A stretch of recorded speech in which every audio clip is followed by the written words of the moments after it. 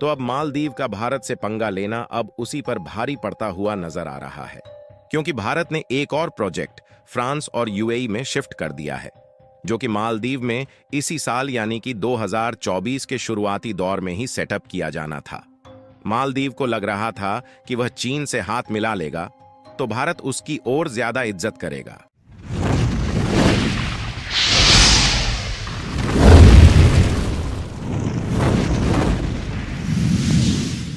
लेकिन भारत अब यह बात अच्छे से समझ चुका है कि मालदीव से दोस्ती रखना हमारे लिए खतरा साबित हो सकता है, और मालदीव के राष्ट्रपति मोहम्मद मुइज्जू ने चीन के साथ मिलकर भारत के खिलाफ जो एग्रीमेंट किए हैं, भारत उसका दांव निकलने में कोई भी कसर नहीं छोड़ने वाला।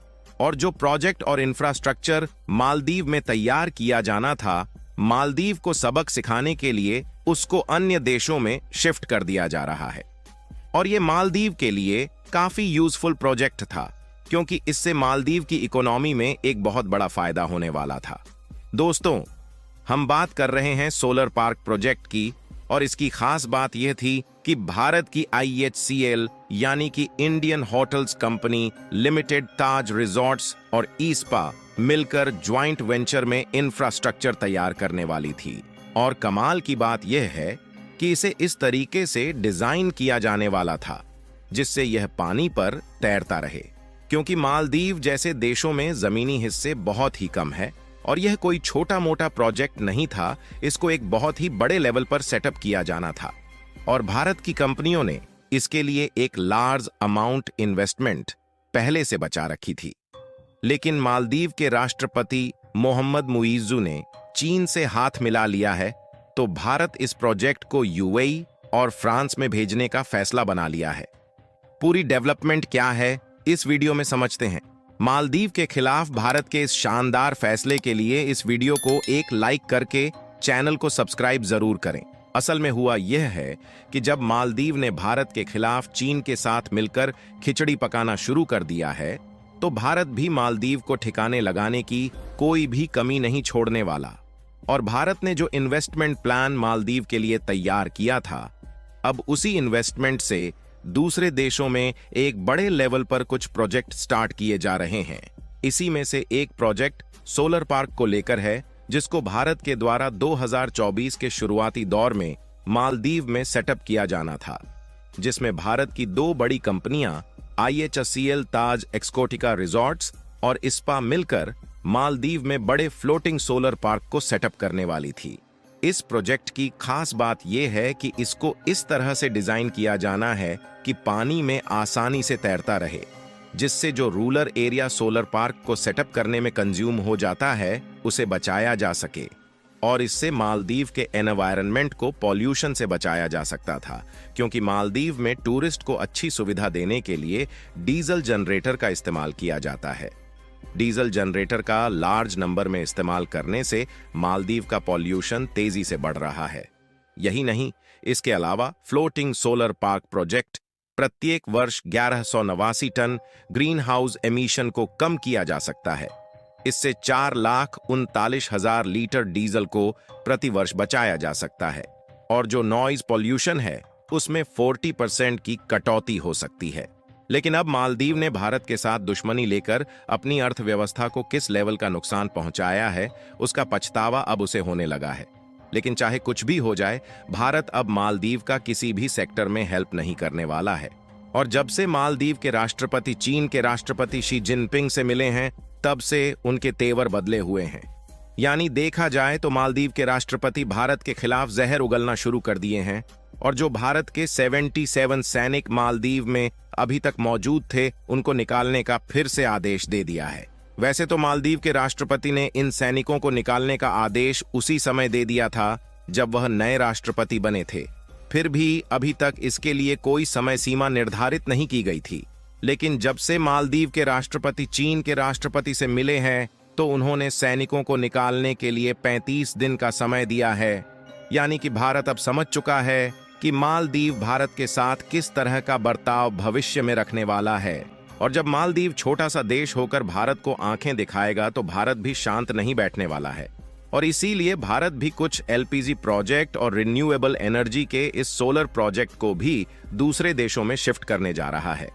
अगर आप इस आर्टिकल को देखें तो मालदीव में सुबह 8 बजे से शाम 5 बजे तक हर रोज जनरेटर का इस्तेमाल किया जाता है, जिससे टूरिस्ट को अच्छी सुविधा दी जा सके। ताज एक्सकोटिका के फ्लोटिंग सोलर प्रोजेक्ट के लगाने के बाद इसे शट डाउन किया जा सकता था, लेकिन मालदीव ने जिस तरह से भारत को अपने तेवर दिखाना शुरू किया है, उससे भारत ने सूझबूझकर अपने फैसले को बदल दिया है और अब भारत की कंपनियों ने इसे ग्लोबली लेवल पर ले जाना शुरू कर दिया है और अब यूएई और फ्रांस जैसे देशों में सेटअप करने जा रही है, जिसमें यह डिसाइड किया गया है कि साल 2030 तक लगभग 1 ट्रिलियन इन्वेस्टमेंट की जाएगी। और ध्यान दिया जाए तो दुनिया में 121 ऐसे देश हैं जहां पर सोलर पार्क की बड़ी मात्रा में रिक्वायरमेंट है और यही मौका भारत को यूएई, फ्रांस और ऑस्ट्रेलिया में मिल चुका है, जहां पर ये कंपनियां अपने फ्लोटिंग सोलर पार्क को सेटअप करने वाली है।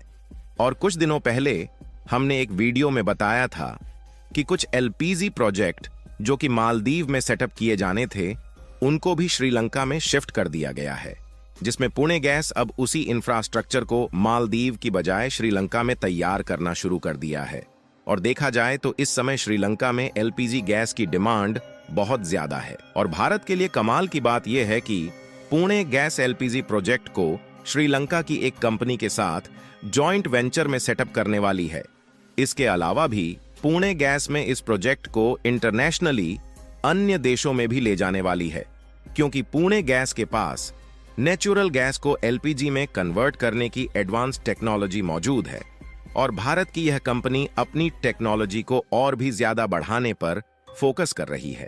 यहां तक कि भारत में कुछ दिनों पहले ही यूएई के साथ एफटीए यानी कि फ्री ट्रेड एग्रीमेंट साइन कर लिया है और इस समय भारत को यूएई जैसे बड़े देश का फ्री ट्रेड मार्केट एक्सेस मिल चुका है, जहां पर हम अपने प्रोडक्ट को ड्यूटी फ्री इंपोर्ट और एक्सपोर्ट कर सकते हैं।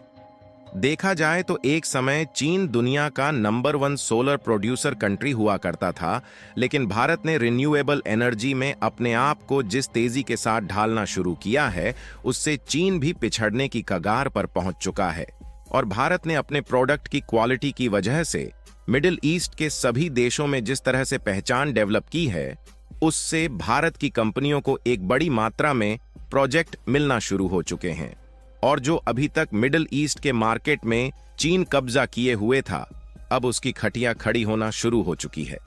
एक रिपोर्ट के मुताबिक अमेरिका ने चाइनीज सोलर मॉड्यूल को अपने देश से पूरी तरह से निकाल फेंका है और उसकी जगह अब भारतीय कंपनियां लेना शुरू कर चुकी हैं। आपको बता दें कि फाइनेंशियल ईयर 2023 में इंडियन सोलर सेल्स का एक्सपोर्ट $628 मिलियन के करीब था, जबकि यह साल 2022 में केवल $54 के आसपास था। यानी कि कुल मिलाकर भारतीय सोलर कंपनी ग्लोबल मार्केट का एक्सेस तेजी के साथ लेना शुरू कर चुकी है। यानी कुल मिलाकर देखा जाए तो भारतीय कंपनी धीरे धीरे मिडिल ईस्ट के सभी देशों में फैलती चली जा रही है।